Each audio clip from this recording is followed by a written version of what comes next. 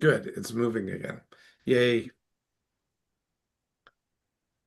There we are. We are live. Woohoo. Good. It's moving. There we are. Okay, with that, we are live and Brent is here. So that means I guess we can start. Yes. Tim?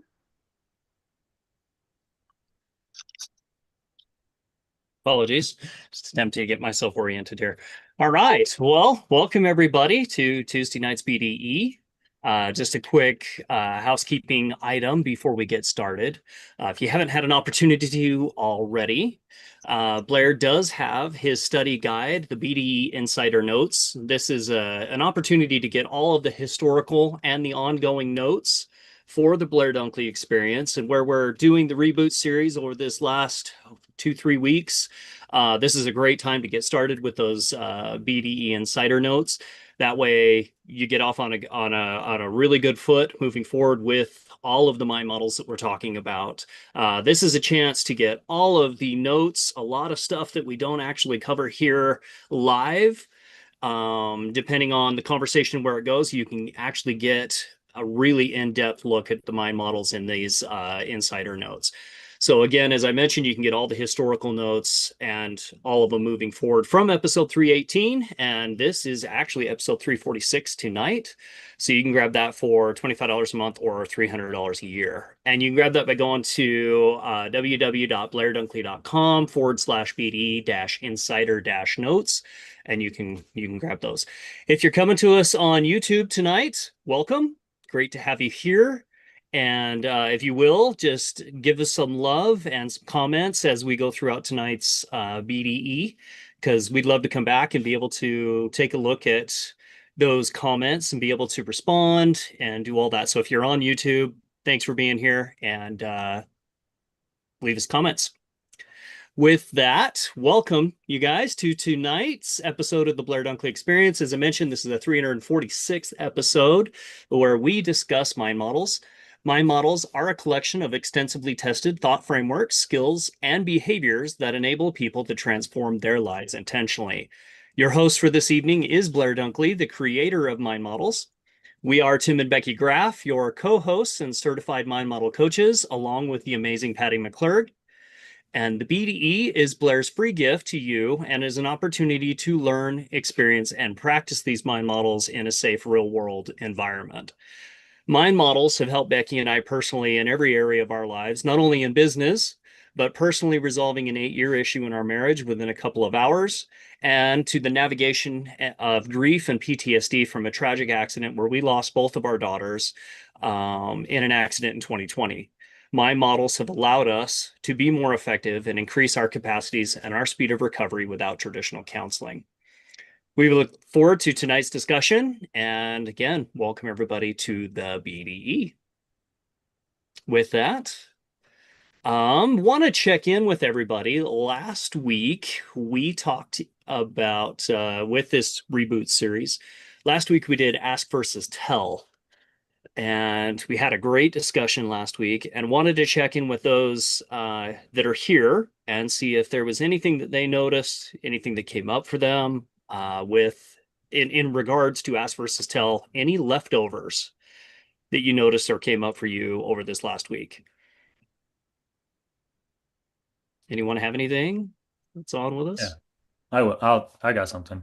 Go for it, The one Brent. thing I remember from last week was the going in a little bit deeper and then looking at the difference of telling. On the surface, ask versus tell, which one's effective, which one's ineffective. But telling can be effective depending on the situation, circumstances, what's going on. Telling can be very effective. It can also be very ineffective. So this depends on what's going on and the situation. I think a lot of times the easiest way to look at it is if there's situations where asking a question, like if you can ask a question, it's more effective. And if you're telling in that situation, that's where you can evaluate and determine in that specific situation, which one's more effective, which one's working. But there are instances where telling is much more effective. Yes. Yes. And thank you for bringing that up, Brent. That was one of the big ahas from last week. I think a lot of people, um, that deeper dive into the tell part of it was a big light bulb moment for a lot of people. I know it was for myself as well. There are, and that's one of the great things about my models is when we take judgment out and we look at it from is this effective or ineffective, as you mentioned, it really does change how we look at the world, how we look at these mind models in different situations, people, others, all the stuff that comes up in our life. um, it helps us navigate that a lot more effectively if we look at it from a place of ineffective versus effective. And there are times when telling is effective. So yeah, that was a Hmm. great.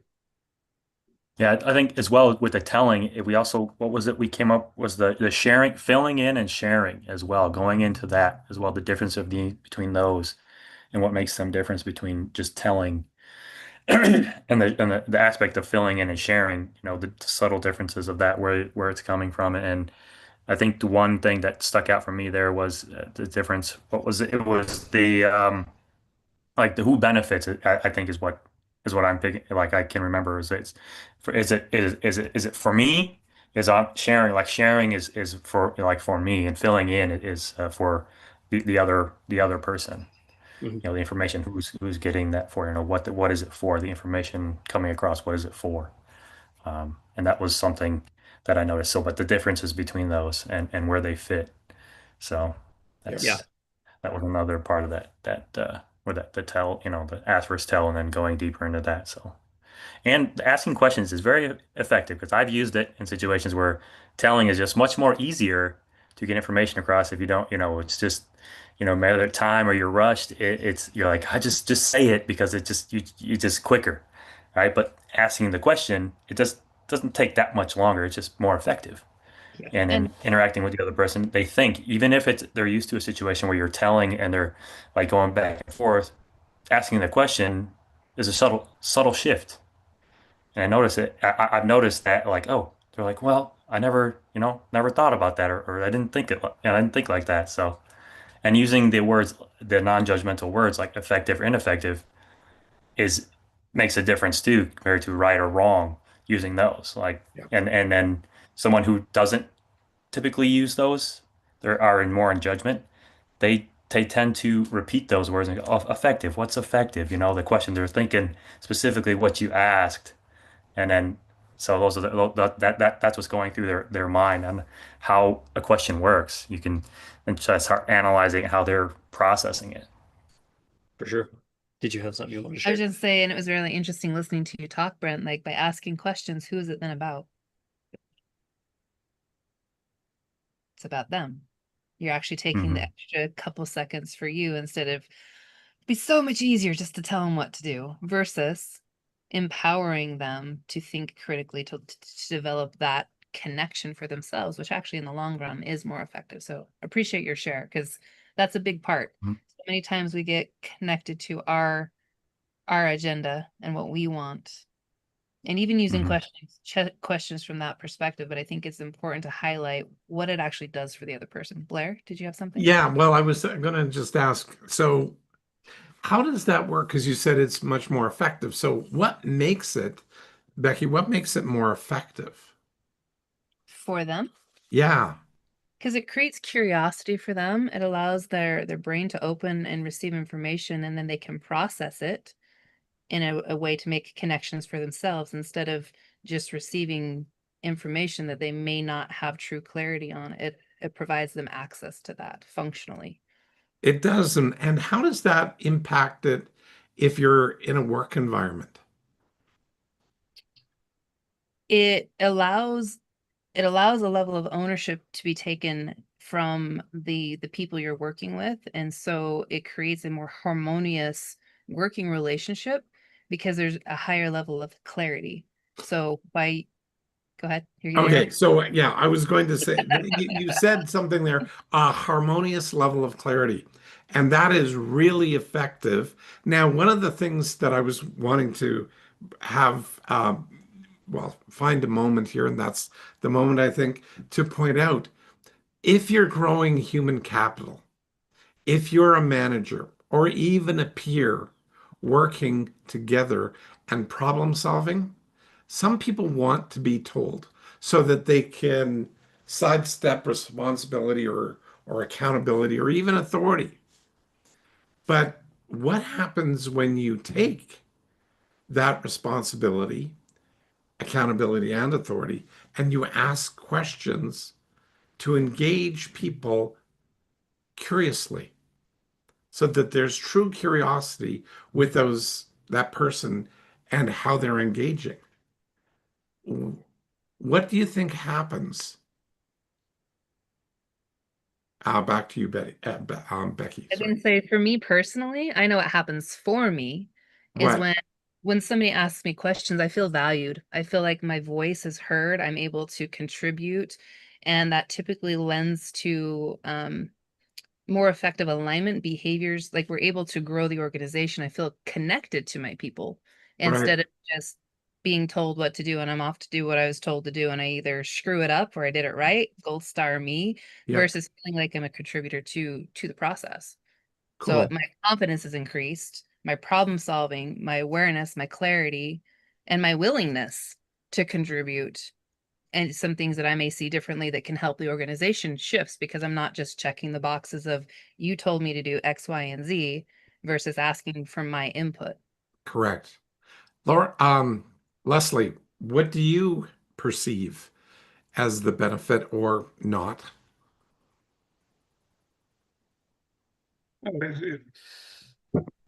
I'm appreciating everything that is being said here, what Becky has been saying, and uh, in in my current environment, it just I don't have these opportunities anymore to be working very much with other people, other than a quick conversation about details of what needs to be done on a project, and then going and doing it. Okay, fair ball. That That's sometimes is the situation for small companies or solopreneurs. That's not there, but there's almost always like one of the things that sorry, I got inspired today. I'm bringing on possibly bringing on a new client who got really swept up in some of this stuff.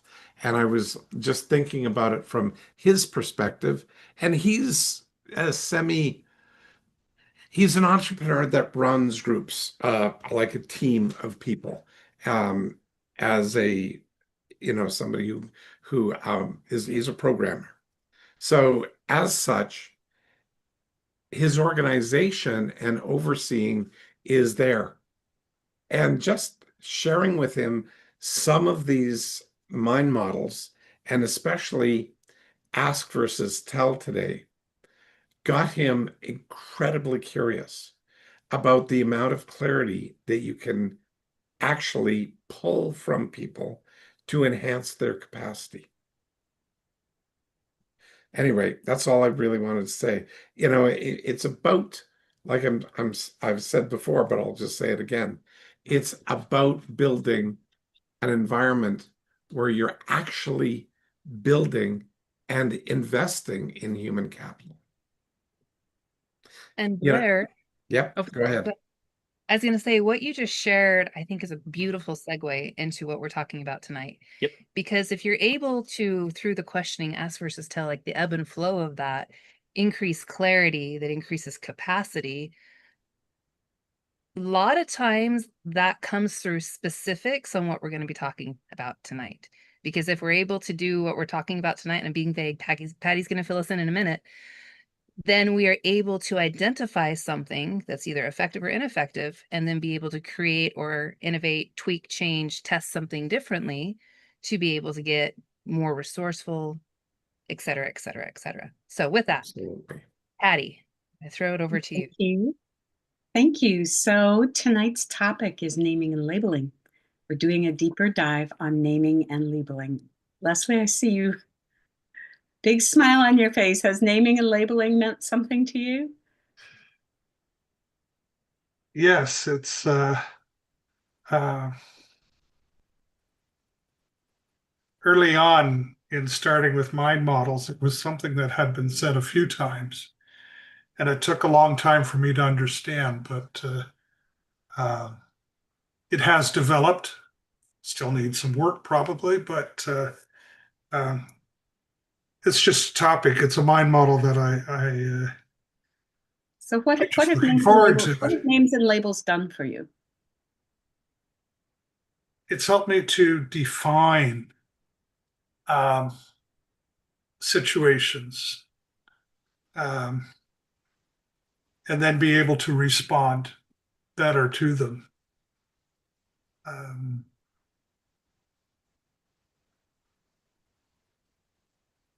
Okay, thank you. yeah, I Christy, think what have that's names and labels done for you? For me, is that what Yes, you what said? have names and labels done for you? Naming and labeling has it's like my foundation mind model, my go-to on everything. It has allowed me to feel like I have a voice and I can actually put thoughts, feelings to what I'm thinking. It helps me for what I'm feeling, not why I'm feeling. I've just jotted a bunch of stuff down as we're talking. Helps me to provide clarity for whom I'm sharing with, what I'm thinking and feeling. Um, Helps me definitely to better communicate, relieves all of the, I mean, not all of it, but it really helps me to be able to explain maybe what I'm thinking or feeling and keeping me definitely present versus reliving or and just I love naming and labeling. I really feel like it was my rope that I was able to dig out of my hole. Nice. Great. Blair, could Yes. you talk a little bit about your story with Uncle Joe? I think it's just such Oh, a yeah. lovely illustration for names and labels and what they do. Man, I was little. Um, I was a very young boy, probably 5 years old or so. And our family went to visit our Auntie Martha and Uncle Joe out at their farm. And that's where my mom spent a lot of time growing up. So it was cool. My Uncle Joe, I'm in Alberta, Edmonton, and the Oilers are playing, just to give context. So, and winning so far, knock on wood. But the point here is going out to Uncle Joe's farm. Uncle Joe asked me if I'd like to go out with him out to the back 40, literally back 40 acres out behind the barn and where the cattle were, and to bring them in for the night. And so that's what we did. And it's dark. It gets dark late. So it's 10:30-ish here at night. And up here, we're fairly north. And so it's not really dark, dark. It's dim, but it's not far from pitch black. It's just a nice evening. We have very long sunsets. So walking through from the house to out to the barn, through the barn, out to the back field, and there's a forest. And we started walking through, and all of a sudden I heard this rustling in the leaves, it was like rustling, and I started getting nervous because there's an animal in there. And I go, Uncle Joe, what was that? And he says, quiet, Blair, just look and listen. And sure enough, more rustling, and then a little mouse runs across the path and dives back into the leaves. And he says, Blair, that was a mouse. And I went, wow, okay, that's the sound a mouse makes in the leaves. We walk a little further, and all of a sudden, I heard this screech. Oh my gosh. It was horrifying. It was, And I go, Uncle Joe, as I'm grabbing his hand and saying, what was that? And he says, Blair, just watch here. You may be not hear it, but listen, look up there. And sure enough, it's a barn owl. It's a screech owl. That's the sound that a screech owl makes. And wow, okay. It dove down on sort of close to where the mouse was looking for dinner. I wasn't aware of it at that age yet, that that was potentially dinner. We go forward and we're coming to the edge of the forest. So going into the back 40 pasture. And sure enough, there's like these sounds, these howls, these yips, and they're over here and over there and over here and like all over, all around us. And again, me being wide-eyed and scared, going, Uncle Joe, what was that? And he says, listen, Blair, that's the coyotes talking to each other. And sure enough, you could hear them howling and doing their thing. And then they sort of taper off and stopped howling for a bit. We got the cattle, started moving back through, and coincidentally, just as we hit the edge of the forest, the coyotes started howling again. And this time I wasn't afraid because I knew what that was. And I proudly announced to my uncle, like, Uncle Joe, that's coyotes. They're talking to each other. And I went, yeah. He goes, yes, Blair, they are. And then I hear the mouse scampering around in the leaf clutter, and I wasn't scared at all because I'd named and labeled it. I knew what that sound was, what caused it, and I knew how to describe it. And I went, Uncle Joe, that's a mouse there. He said, yes. Quiet, Blair. Let's just listen to it a little bit. And sure enough, there was a owl that came swooping down and right towards where the mouse was, missed the mouse, thank goodness, but screeched, pulling away. And I go, a screech owl, Uncle Joe. And I did not feel any of that fear or panic or concern. I knew what things were because they were all named and labeled. And that was, well, I didn't quite get it that way, but when I was developing naming and labeling, that story that I just shared was the thing that gave me the sense if I can name and label what's going on, I get to have almost a power or control over that emotional baggage or that fear, because mostly we are afraid of the unknown. But if it's named and labeled, it's not unknown. So that was my learning. Hopefully that's the story you wanted.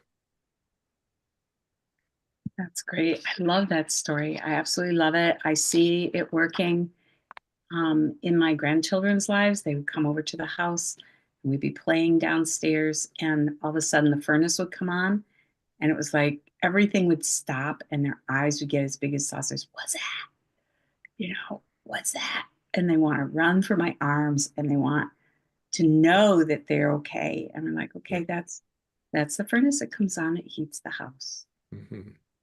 And then it was like, oh, okay, that we can live with that, Yep. So it excuse me, it does that in a way, even though we haven't really covered this mind model yet, but we will later. It's taking a general sound that really has no location in the brain for definition, no actual meaning, and it makes it specific. And with that specificity, you get that you get a meaning that you can behave to. And this is one of my, again, often quoted Blair quotes, which is we behave to the meanings of words. It's not so much the words, it's the meanings of words. And oftentimes names and labels have meaning to us. They may not have the same meaning to us that they have to someone else, but they come with some kind of pre-established meaning. Yes. So Leslie, may I ask you a question? Certainly. How do names and labels impact our behavior, or for you specifically, your behavior? What do you notice?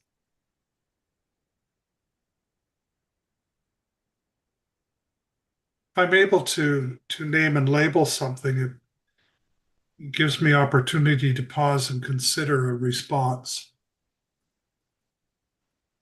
Um, an appropriate response. Okay. Having caught myself not thinking about naming and labeling, it's usually a reactionary and judgmental response. Exactly. Yeah. So, Christy, can a change of name and label change the way we feel? Yeah. Can I share really quick? Love it. We had our oldest daughter was here visiting since last Thursday, and I didn't realize it kind of at the time and in the moment, but of course now I really realize it, but I was kind of seeing it. But I was helping her go potty in the bathroom. She's 5, and she had saw the smoke alarm, and she's like, "Mima, what is that?" And I said, "Well, that's just the fire alarm. So well, what does it do? So then I was explaining what it did. And if it gets smoke or if there's a fire, it makes a super loud noise. So that way it alarms us that we need to get out of the house and make sure everybody's safe." And okay, that was great. Well, that night they stayed over at our other daughter's house across the yard. Michaela FaceTimes me, and Amelia is just bawling and upset because she's so scared that there's going to be a fire now and this and that. So I think what I realized is that I didn't tell her, "No, you're fine, you're safe, you're all this." I was just asking her the questions as far as, what she understood about the fire alarm and whatnot. And then I was allowing her to like name and label what her feelings were and telling her that she was feeling scared and that's okay, those are real feelings, but keeping her in the present. And then I did that thing that Blair shared a long time ago, or at the beginning of my Blair experience with the counting to 3, are you safe, and that. So that was really kind of cool to kind of have a light bulb moment right now, how the ask versus tell, especially at her age, that I just didn't tell her, I was asking her those Right. questions so Yeah. then she could name and label her feelings. And I didn't really realize that till kind of just right now. How did it work for her? So much so good. She did end up having to sleep with her mom, but Mick just, she tries to do a affirmation thing, that I'm safe, I'm loved, and all these things. I'm brave. And she slept pretty good. She slept, like I said, she slept with Mick that night, but it didn't she didn't have any nightmares or got up in the middle of the night or anything. And so yeah, I think it went really well. Great. Tim and Becky, your experience with names and labels? We have 4 hours. Just kidding. No, names and labels are powerful. We do behave to the meanings that we assign things, and it's really interesting. When we first got started with mind models, just how much that simple practice opened the door for us. Being aware of what we were subconsciously or unintentionally labeling things, or different perspectives, really allowed us to shift things. And to your question that you asked, do the names and labels that we assign things shift the way that we, like, can we change the way we feel about things? Or if we're feeling a certain way about something, if we consciously shift the names and label, or the label that we're associating with the name, can we take an active role in that shift. And I think, Christy, you did a beautiful job with what you just shared with us, because you were helping her do that. She may have unintentionally, like subconsciously, been like, fire alarm, it tells us that we're safe. Oh, no, it means that we're going to have fires and I'm freaked out now.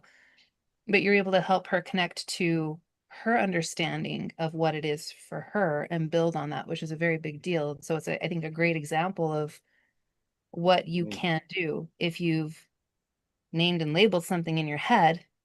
Okay, like there's a name of somebody that every time I hear the name of this person, I tense inside because of a historical interaction with somebody of the same name. And I have to give myself a timeout. What do you know? Is this the same person? No. And even if it was, are they the same person that they were back then when all that stuff happened? No. Okay. So what do you know? I know that this person's named this. And what I know is this is how I choose to engage. So there's so many different levels, from grief, how we name and label what we're feeling, um, what's going on when faced with triggers. Like there's so much applicate. Yes, Blair. Okay, there is so much application, but I love what you did, but you didn't quite name and label what you did, because what you did just to start with there is you went after the concern. Okay, so whatever it was, is the fear still real? Like, is it there right now? Is it happening right now? No. Is this something that I need to worry about right now? Looking around? No. What is it? Then you shifted from dealing with the negative into dealing with the present, positive, forward facing. And that's the way, that's the model. When you go from dealing with the crisis and actually bringing it in to dismantle the crisis, because it's not happening right now, into the present, then you have to turn around and take a look at it as present, forward facing. Am I okay now? And where is that at?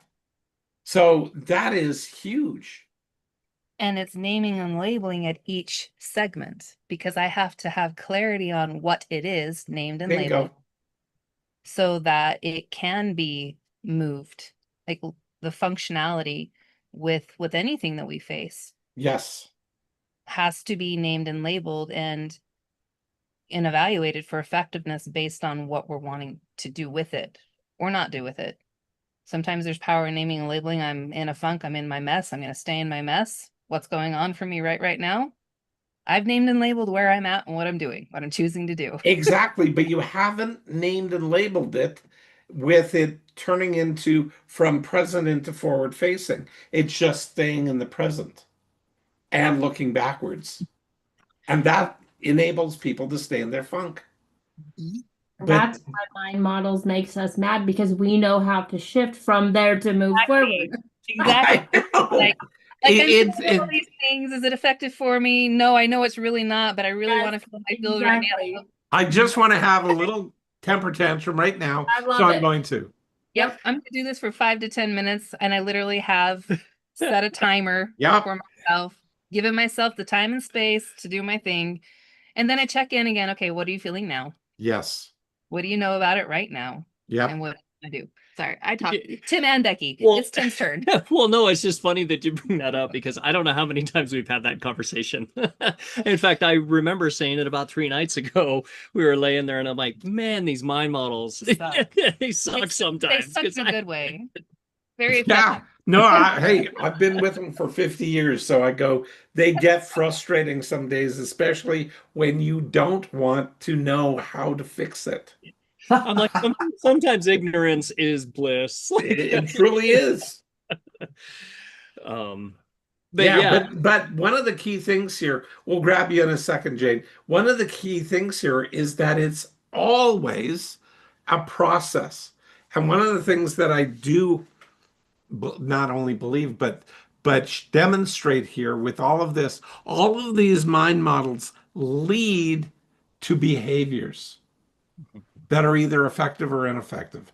And sometimes ineffective behaviors are what we want. in order to feel the way we're feeling, in order to justify the why of our emotion. And I want to be there sometimes. But when you know how to get out of it, you know that it's not going to last forever or be that severe. And it gives you data to be able to compare and contrast with Bingo. and label effectively for an effective evaluation. Jane, Right. did you have something you wanted to add? So I was going to say it also helps clarify what we might what we might need to be feeling. So I was having a discussion with a friend of mine where she had said, "I'm so proud of my son because," and she, stated the event that he was going to be attending. And I asked her, "Is that pride? You want to boast and tell everyone, or is that joy because you're happy and you're feeling that joy is just coming out and you want to, you just want to share?" Mhm. And she went, "Boy, that changes the perspective completely, doesn't it?" I says, "Yeah, it's something," and it can be a blurred line between the two. You can go from this great joy to the boasting and prideful, Absolutely. but you don't have to feel guilty of feeling joy if you don't go into pride. Of course, that's a biblical teaching right there. But that was where we kind of went Yeah, through but that whole thing. So ignore the biblical teaching for a second and look at okay, it behaviorally. well, that's where I went next. So from a That's right. behavior standpoint, are you behaving to the meaning of your word, and therefore understanding that having that clarity on what you're feeling helps you understand your behavior, or your behavior can help you understand, oh, maybe I've got the wrong definition here. So it gives a different level of clarity right there. And That is I so just crucial. I loved it. I went, wow, Yeah. that was something. And it was because of the whole discussion where we got there and the simple question that made her mind. Exactly. So Yeah. this is really powerful, especially when we come to my model that we call safety versus comfort, where we tell ourselves we are safe or unsafe, or we tell ourselves we're comfortable or uncomfortable. And if we consider ourselves unsafe when we're really uncomfortable, does that change our behavior? What do you think, Shane?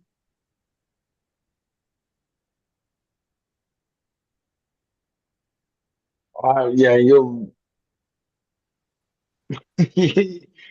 your own name and label will make you, depending on the situation, situational awareness of where you're at, which but name and labeling will really bring clarity to whether you're safe or unsafe, I guess. I mean, we talked when we went over that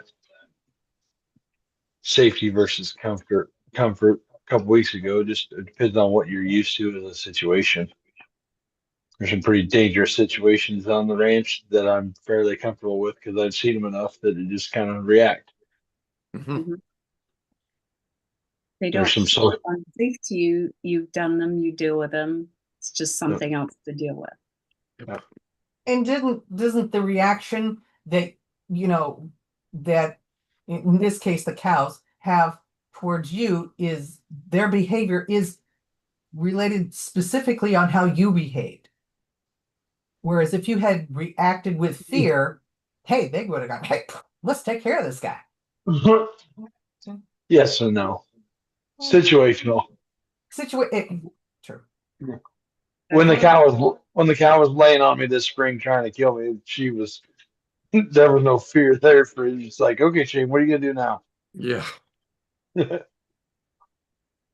like that question. What are you going to do now? That it's like you may not be standing there and pausing in an emergency situation to ask that, but that's going through your head is okay, now what do I do now? And that's another really, really valid question because you're actually naming and labeling your response. and getting clarity about what you can do with your response. So have you ever had an ineffective name or label applied to you, Brent?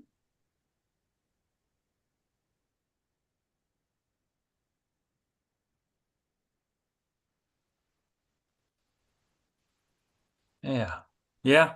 I've had ineffective names and labels applied to me. Yeah, from someone else's perspective and what Yeah.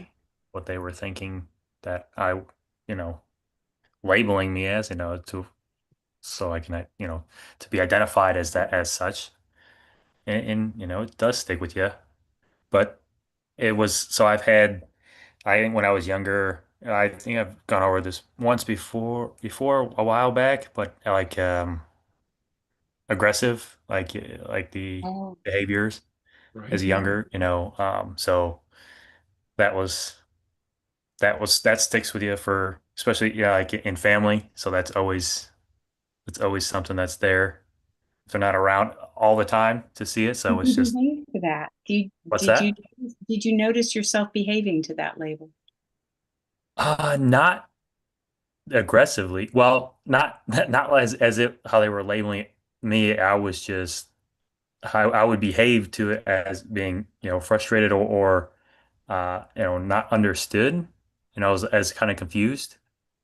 So it's like, okay, but not knowing how to address it at the time, to effectively address it. So it's just okay, and it's as it could be, sometimes the as people you look up to or your elders, is like, how do I, know how to address that?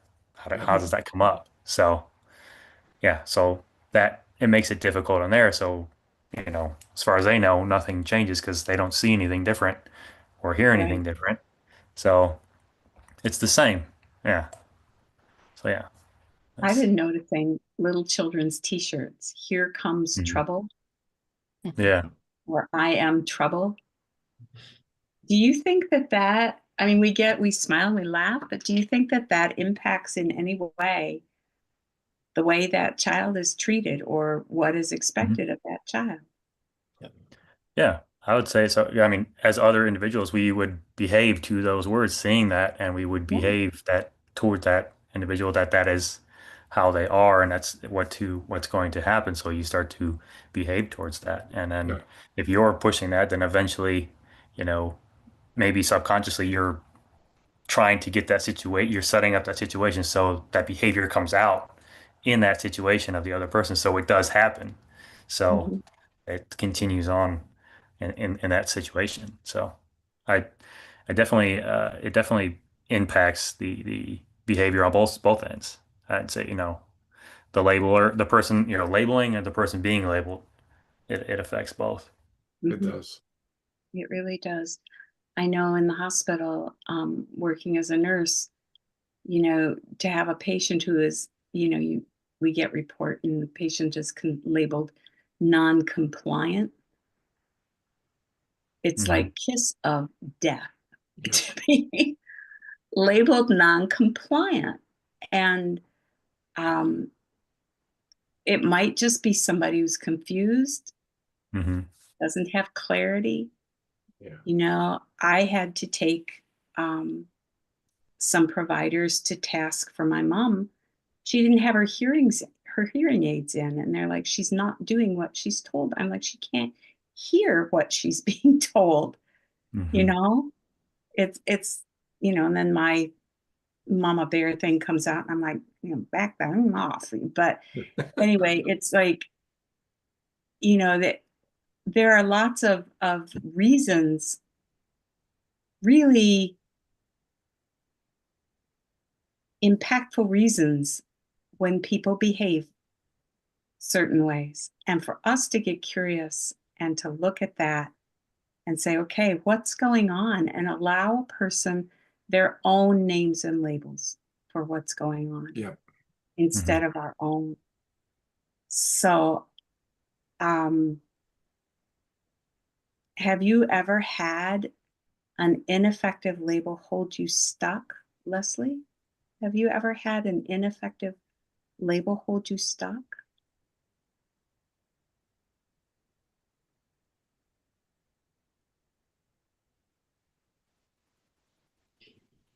Wow.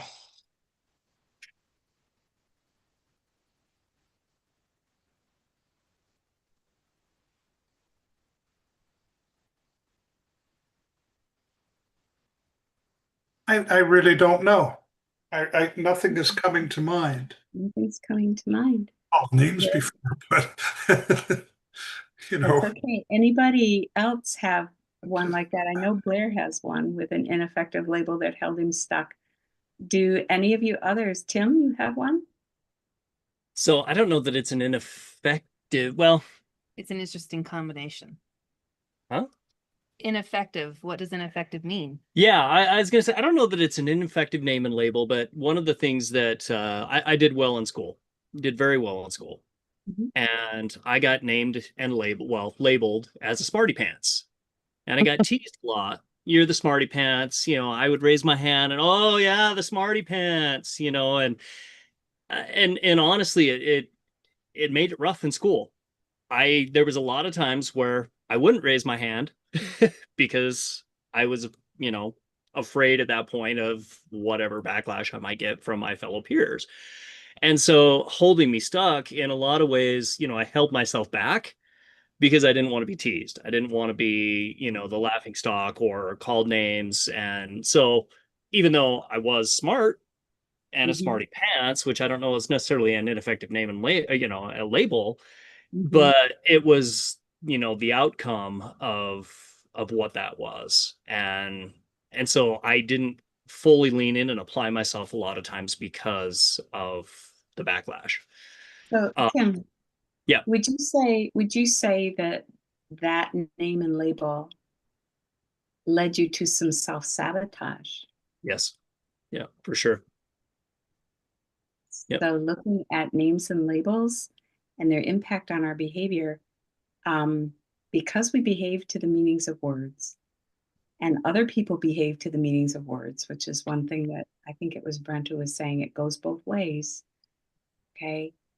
Not wanting the behavior that goes with the name and label from others, we self sabotage in order to not get outcomes that others might disapprove of. Mhm. How do you see that playing out in your life? Are you asking me, Patty? Yes, I am. The self sabotage with names and labels. So it's interesting. That was when I was younger. It was the smarty pants, and so not wanting to lean in and apply myself. The interesting side of the other side of the coin is now as I get older, um, the awareness comes that I don't know everything, and Mhm. I may not be as smart as I think I am. Right.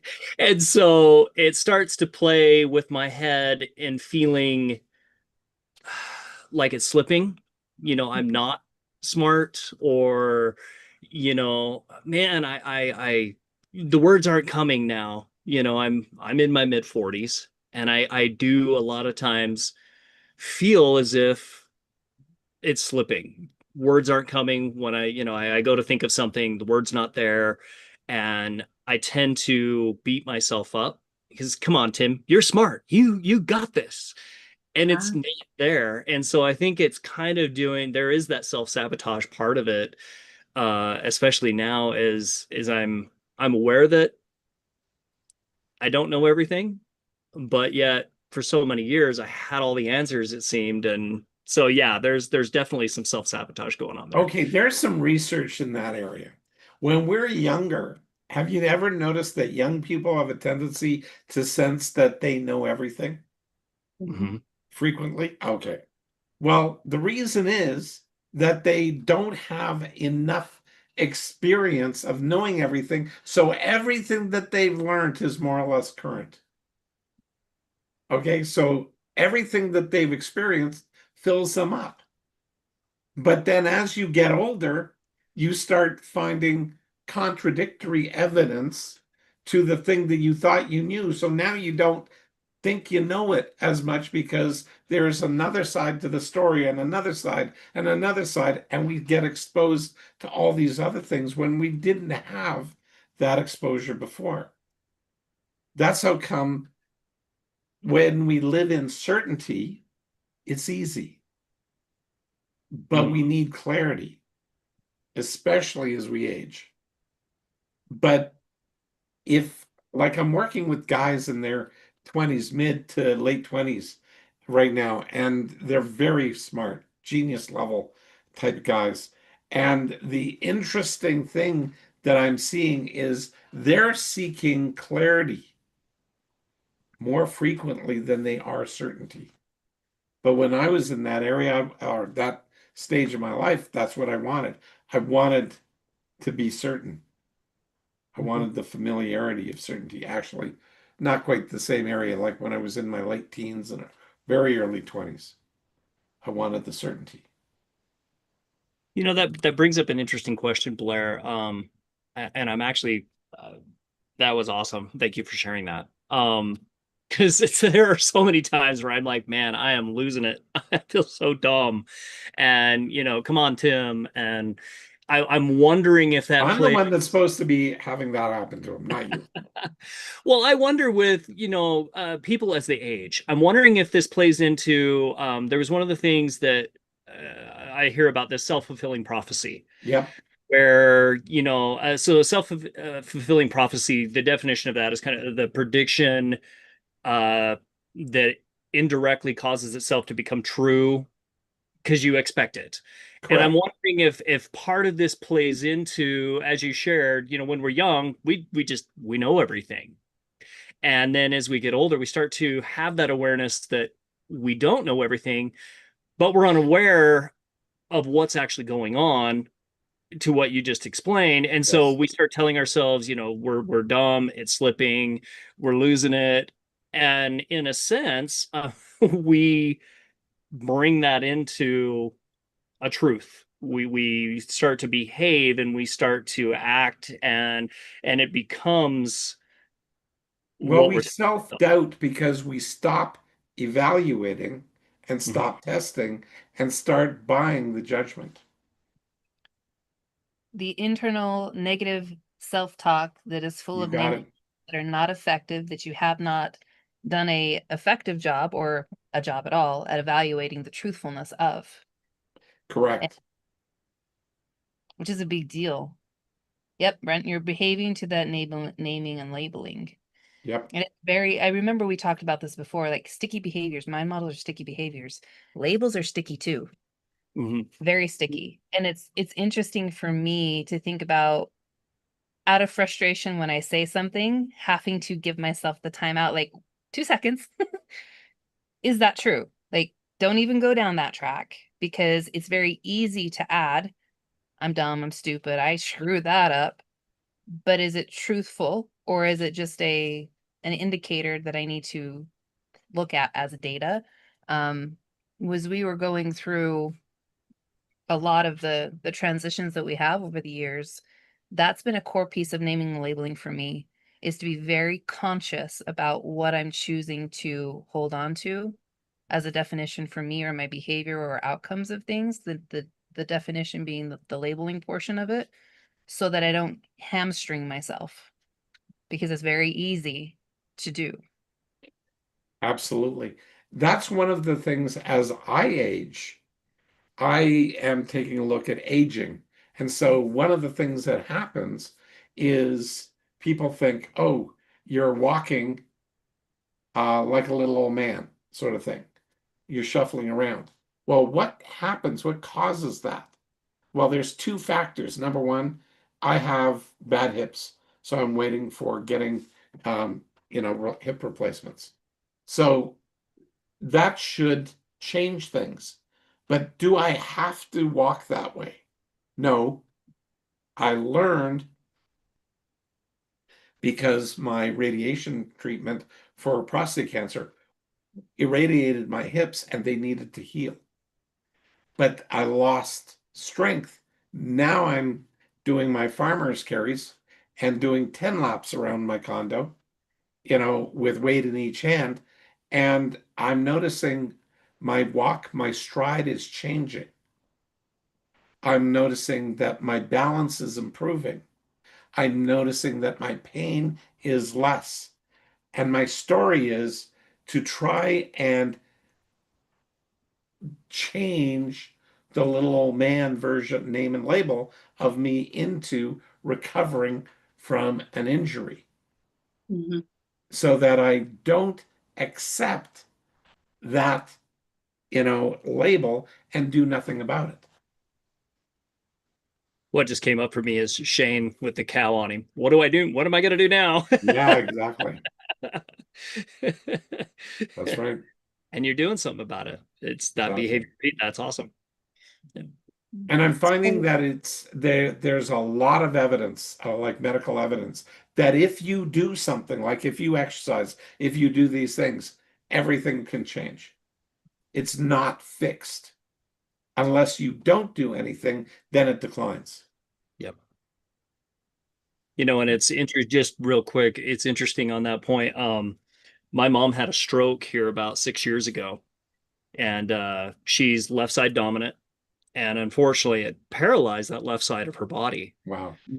She went to physical therapy, and they actually had her up, they had her walking, they had her starting to use some of that left side of her body, and she was on the road to recovery. However, she chose to stop going to physical therapy. She chose to just sit in her wheelchair, and now Right. she has no use, no function at all. Like, she can't walk, she can't move, she can't do any Right. of those things. So yeah, I mean, if we change and do the behaviors, and choose to do something about it, we can change the outcome, or we can Yeah. choose to do nothing and sit. Yep. So Yeah, very much so. So I mean, there's lots of things that I'm changing. yeah. I am exploring. So all with, naming and labeling is huge. What do you name and label yourself as you age? What do you name and label yourself as you enter any phase of your life? How do you And So deal good. with that? How does naming and labeling impact our experience with stress? Oh, huge.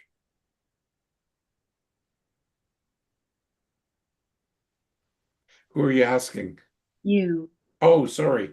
It's huge. It is huge. So it's mind blowing because while I was working with a person today, actually, it's going to be released um, as a podcast. So my co-host Ashley has anxiety issues, and sometimes her anxiety is huge. So getting her just to be back in the present actually is not enough because she was like you described earlier, Becky, you are present, but you're backward facing. So you're seeing all that stuff.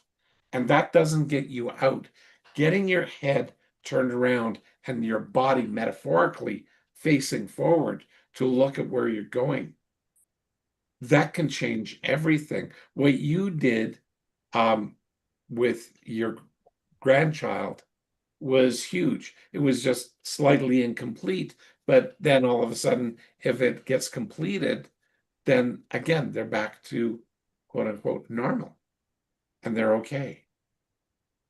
All of this impacts how we manage ourselves. Like I'm okay right now. Okay, great. Next, what can I do differently going forward? Yeah, and it's the same with your story that you shared earlier, Blair, with, your Uncle Joe. That all that overwhelm, that fear, all those emotions came over you as a young boy, not knowing what that Yeah. sound was. But as soon Oh, as it was named and labeled, there was almost the 180, that shift of now it's excitement because you're aware of what that noise is and you can pick that out. And yeah, so suddenly that fear, that overwhelm, and all that angst goes away, and it's turned around, and now I know what that is, and it's exciting. And so you got to it. your question, Patty, naming and labeling our emotions and really getting into what am I feeling and what do I know about that, and those kinds of things, it really does help us move forward, and and bring down the overwhelm of those emotions by just being able to name and label what it is. And to tack on to that, Absence. I sorry, just, that's okay. I'll get back to you in a second. But the absence then of the names and labels is part of what adds to the stress. So Blair is a little child going through not knowing what those were. The absence of the names and labels created stress. The presence of the names and labels minimized or decreased the fear that Tim was talking about. So go ahead, Becky. I was just going to add on, a lot of times when people feel overwhelmed or that high level of stress, it's because they're living generally. They haven't taken the time to identify specifically enough what certain components are. When we feel that way, simply naming and labeling what it is can deflate a lot of the emotional angst behind it, which then again, as we know that, or we've talked about before, that when you're emotionally loaded, like we can't think as well. But when we can identify what it is with curiosity, it allows us to actually access that. And so you're literally either increasing or decreasing your stress load by the level of specificity you choose to apply to any given situation or circumstance. Yeah. Okay, so there's a lot of control that we can have in our own world with ourselves by getting a little bit more curious and naming and labeling things more specifically in our world. That's all I wanted to share there, Patty. Anybody have any comments, or shall we head to wrap up? I Any think other? we should head to wrap up, actually. Okay. Becky, you want to take us Yeah. into that? All right. Christy, would you like to start us off? What was your biggest takeaway tonight? And on a scale of 1 to 10, what value did you receive from tonight's conversation? I would love to participate. Big 10 for me tonight. Naming and labeling is just, I mean, I don't have words to name and labeling. So it's just such an amazing, powerful mind model, and being able to use it all the time and keep myself present. Just as I use it every day. So Thank you, Christy. It's a big one for sure. Jane, how about you? I'm gonna give it an 8.5.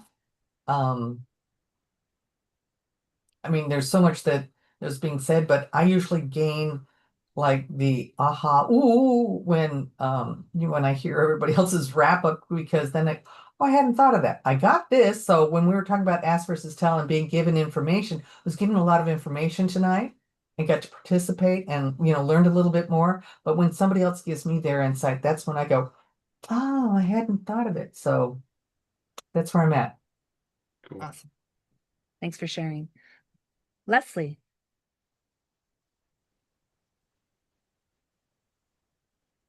Thank you. I'm going to give it a 9 tonight. Again, I do like naming and labeling, and again, this review of it has been helpful. And throughout our discussions, guess I'm realizing that, yeah, I am using naming and labeling an awful lot more than what I ever have. There was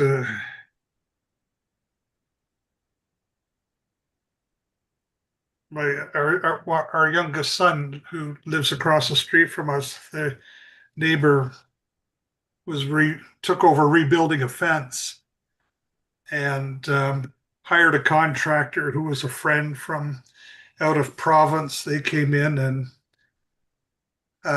with filibuster, and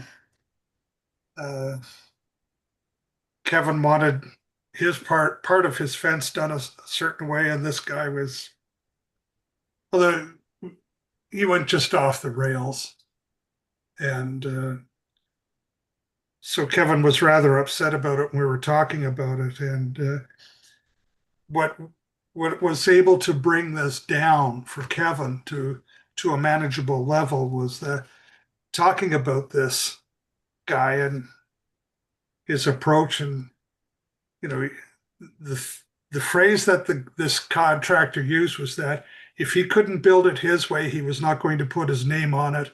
Or if he couldn't put his name on it, he wasn't going to build it. So he just wasn't listening, wouldn't listen.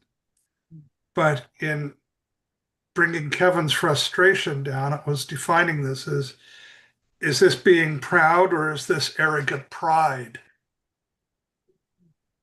And obviously it was the latter, not the first. He went ahead and did it the way he wanted to, and Kevin had offered to help, but the resolve was don't even go near him. Because if anything happens, you're not going to get any resolve. Yeah. So there we're able to name and label a situation and bring stress levels down. Yep. And manageable and resolve how to deal with the situation. So that's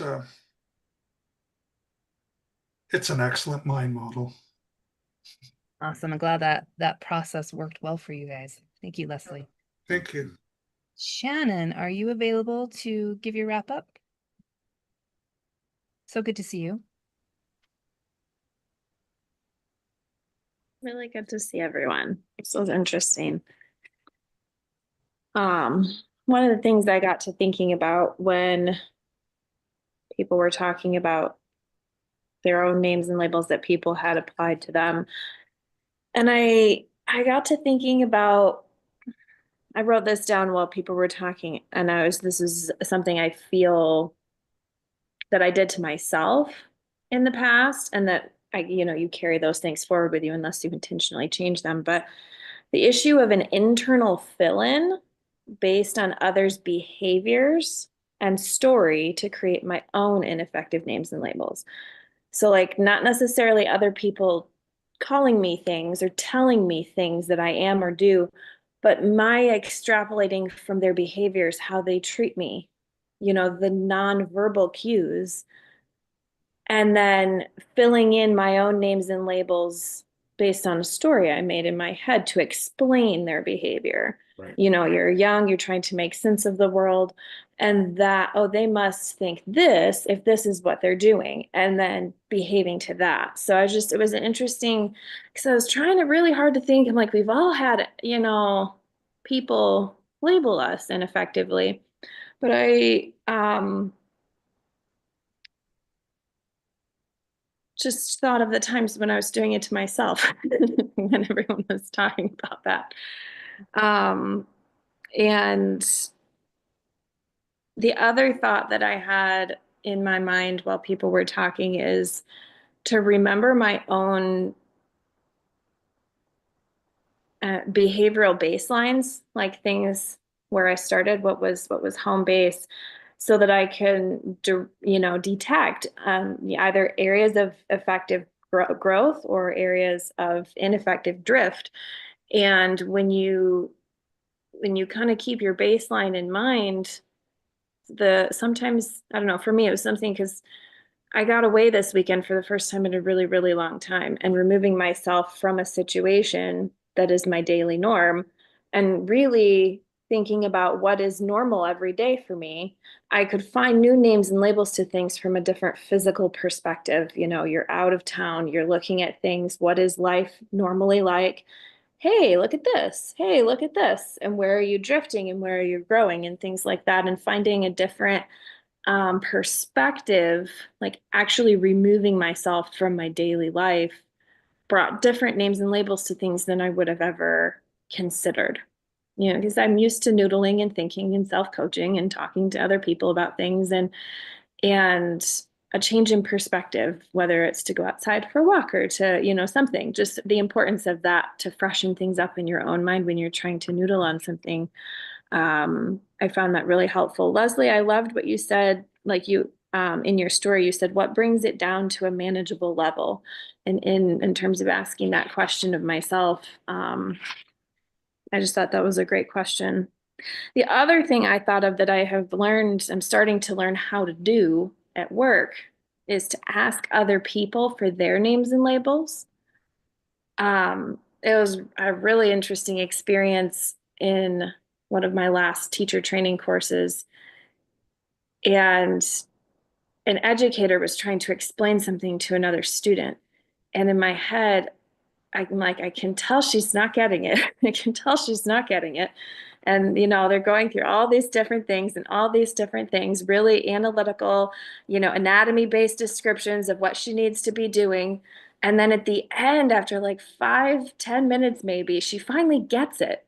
And then the teacher's just so relieved that she got it. And after the teacher walked away, I looked at her and I said, how would you describe what you just did? And she's like, oh, well, it's moving like this. 2 words to replace 10 minutes of trying to explain it. I was like, there we go. You know what I mean? I just like, what is it in her head? Whether it's anatomically correct, whether it's whatever, you know what I mean? It doesn't, our own pathways to understanding, are not all the same. And that was a light bulb moment because it could be, somebody else's word. And I'm trying so hard, especially in like the beginning years of teaching, to use the right words at the right times and all these fun things. But it's actually way more fun to relax and ask them, so what is that for you? If you were to describe that movement, what is that? Great, okay, do that. So that's just, naming and labeling is one that like comes with you everywhere. It's like this, great magic bullet for clutch moments, as well as just a great companion for everyday life, because it makes things interesting. And you can learn, and I don't know, it's a great mind model. This would be a 9 for me tonight. Thank you. Thank you. Well, love that insight. Thank you. Shane, how about you? Oh, for sure. 9.5. My notes that I wrote down were the ineffective name and label that somebody else puts on us, and then do we behave to that label, or and stay stuck, or do we pull up bootstraps and behave according to who I am or who I want to be? And then of course that led into my favorite, the power of choice. So solid 9.5. Love it. Awesome. I love your summaries. They're very succinct, Shane. Thank you. How about you, Brent? Yes, I will share. Yeah, but like what Shane just said, it was the ineffective and effective naming and labeling, but choosing to do so. But when you're naming and labeling, that allows you to get to the point of choice, identification of what it is, to start, and then you can choose. Then you can move to evaluating it, compare and contrast to uh, what it is, or what may be your behavior, so you can begin to do that. And then was it Tim, was it the self-fulfilling prophecy brought me to like not naming and labeling. So you behave to that as well, but you're not sure what those behaviors are because you're not naming and labeling those.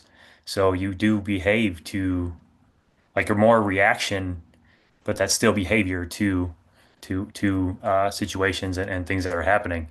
So and habitual, if those are things you learn young, if you didn't evaluate it, you would habitually do those same behaviors, but you wouldn't necessarily know what those are because you're not naming and labeling those things. And as well, naming and labeling isn't just about identification; it also applies like a meaning. So there's meanings behind the thing. So those two parts, like the basic of identifying something, but then what is that meaning we have behind those words?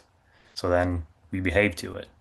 Um, Also, the long-term behavior, like the subconscious behavior, the self-fulfilling prophecy, like Patty was saying, goals. If you writing them down physically, but then your behaviors are aligning with those, even though it's may not be your top of mind, but you're still going to behave to that subconsciously, and minor details, you're still behaving to that. So that does end up happening. It completes that. You're like, oh, that's done. So that is true. Yeah. So again, you end up creating it yourself. Oh. And the opposite can be true, could be effective or ineffective. in that sense. You can do the same thing, just the other way around. So I give I'd give it a 9.5 for me. Yeah. Awesome. Well said, Brent. Love it. Patty, would you like to go next? Sure. I found, Shannon, I really liked you bringing up the ineffective names and labels we give to ourselves that fill in. It brought me to thinking about what we call a NANPU, awareness, notice, process, understanding. So becoming aware of the names and labels that we're applying to ourselves or to others, just sometimes they're so automatic and they're so fast that we miss them. But to become aware of those and notice those, then we can apply Shane's favorite, which is the power of choice, and Becky's lovely questions. What do I know? Is that is that true? Is that really what's happening here? Do I need to update? Was it ever true? We can sort through those things and make the adjustments in our lives, which can be heavily impactful. So I really like that tangent, Shannon. Mhm. I think, Becky, you were talking about how labels are sticky. I hadn't thought of that either. I really liked that. And Blair, your comment about the reason that we self-doubt being that we stop evaluating, we stop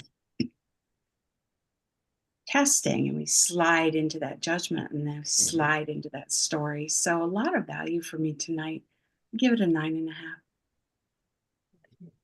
Thank you, Patty. I love Ananpu. It's again awareness. First thing, right? If we start to notice things, we can start to build that interrupt the process. Tim, would you like to go next? Yeah, I'd love to. It's a 9 for me tonight. Really enjoy naming and labeling. This is one of the mind models that when I first learned, I'll be honest here, little vulnerability. I used to looked at words as just kind of yeah. It doesn't really mean much. Like it's just semantics. And I didn't really put much thought to the words, not only the names and labels I was putting on myself, but names and labels people put on me from others, and just didn't really think much about the words that I was saying or that others that were around me were saying until I really dove into the mind models, start learning name and labeling, and the fact that we do behave to the words that we speak here and how they are sticky. And at that point, I really started exploring. I've noticed a lot of times when Becky and I are in a disagreement, or I'm in a disagreement with somebody else, a lot of times it's because we're not using the same name and label, the same common language. And we're both in our own story or thinking something completely different. And so we're not on the same page. And so asking a lot of times, exploring as Shannon, as with your example that you shared, asking, what is it for you? How would you name and label that?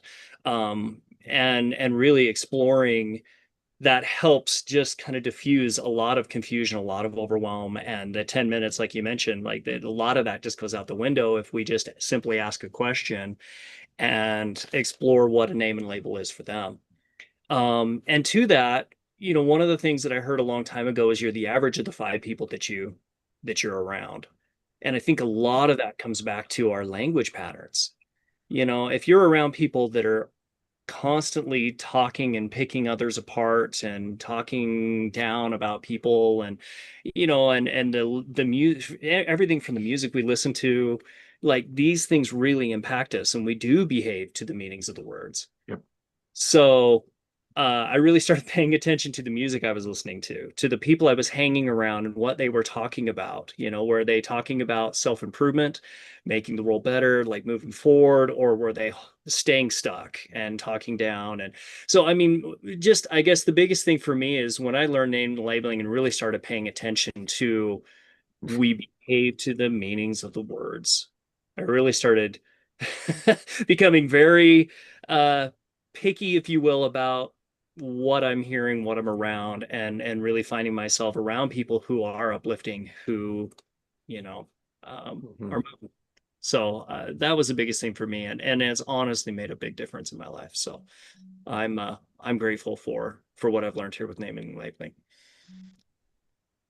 Anything else? Good. No. All right, I'll go next. So 9.5 for me tonight. Naming and labeling is near and dear to my heart. And, you know, Tim's mentioned that misalignment, most arguments come from a misalignment of meanings behind what's being communicated. So communication one-on-one. How do you find alignment fastest for yourself or with other people is ask for like, what does that mean to you? Or what does that look like to you? What does success mean to you? So that you don't operate off of those assumptions, like Shannon, you were talking about, like those assumptions that we do all the time. If we don't clarify those, it's very easy for a name and label to be attached to something that may be completely misaligned for ourselves or with other people. One of the things for me that I was reminded about as we were talking tonight is names and labels are not fixed. They're not static. They're dynamic. They don't, once applied, they don't always have to stay. It's effective or ineffective for you. You can choose which definition you want to behave to if you're aware of what it is you are doing. So if you've identified it, named and labeled, and then evaluated it, you can choose a different way of framing it. I've shared before in the BDE, I used to be terrified, right? I've named and labeled that public speaking was a terrifying event, but it wasn't. That was a misalignment. What I was experiencing physiologically was nervous excitement. And so I got to choose. I was aware, I started noticing my behavior, what was going on for me. And then I got to get curious about, okay, you've named and labeled that as terrified, but is that actually accurate functionally? Or could the sensations that you're experiencing in your body be something different?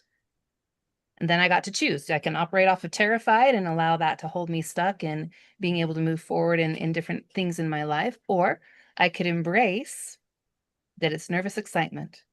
Which one do I want? Then I get to choose, which is a powerful thing. Again, to your point, Shane, power of choice. And as you were talking, Tim, about, you know, the things that we listen to, the average of the people that are around, subliminal messaging is a big deal because we're just doing life. We're not being conscious of the power that language has. And the mind models are so powerful, specifically naming and labeling, because it allows you to get curious about things, put a name and a description to things so that then you can behave in a way that you choose. Instead of being acted upon, you can act, which is a very powerful thing for me. So 9.5 for me tonight. Blair. Well, this is a great one.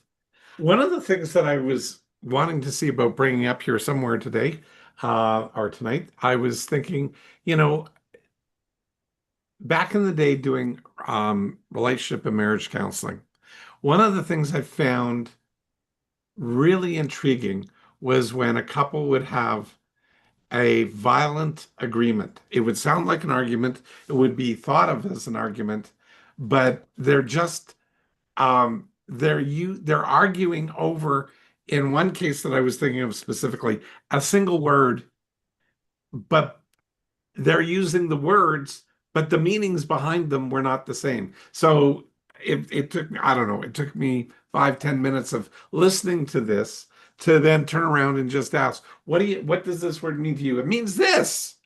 And then, no, it doesn't. It means this.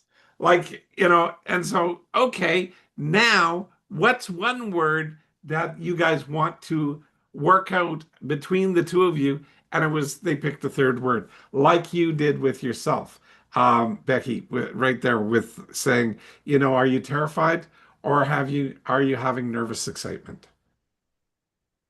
And just getting that stuff down. It's powerful. It's so powerful. So it's a cool thing. So a solid 9.5 for me tonight. And thank you guys. It's amazing. Awesome. Thank you for sharing. All right, Tim, I'll turn it over to you for outro. I love that, Blair, because I don't know how many times Becky and I have looked at each other and be like, we're saying the same thing, just in a different way. That's usually the words out of Tim's mouth, full disclosure. Yeah. I'm usually like, wait a minute. We're saying the same thing. It's like, okay, update, and how do we want to move forward with this alignment now? So it's all That's good. right. Well, thanks everybody for hanging out with us for the last 90 minutes, especially all of you over there on YouTube.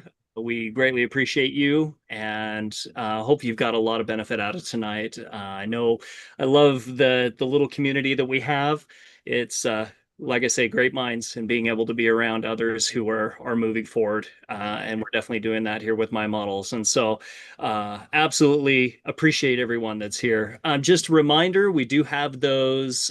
Blair has, with the Blair Dunkley experience, the insider notes where you can take a deeper dive into naming and labeling, ask versus tell, all these wonderful mind models that we've been discussing from 318, episode 318, on to now 346, and all the episodes moving forward. You can grab those for $25 a month or $300 a year.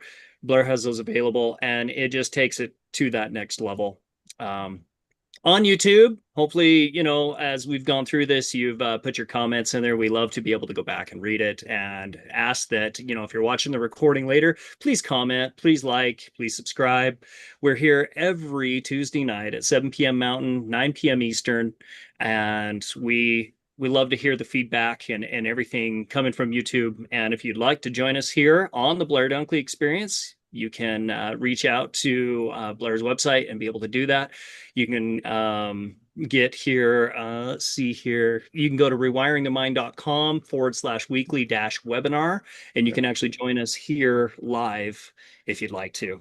We always love to see new faces show up on the Blair Dunkley Experience. So with that, thank you everybody for making this episode great, and we appreciate you here, and we will see you next Tuesday. Did you have something, Jane? Or okay, awesome. Yay. Take care, everybody. Go Oilers.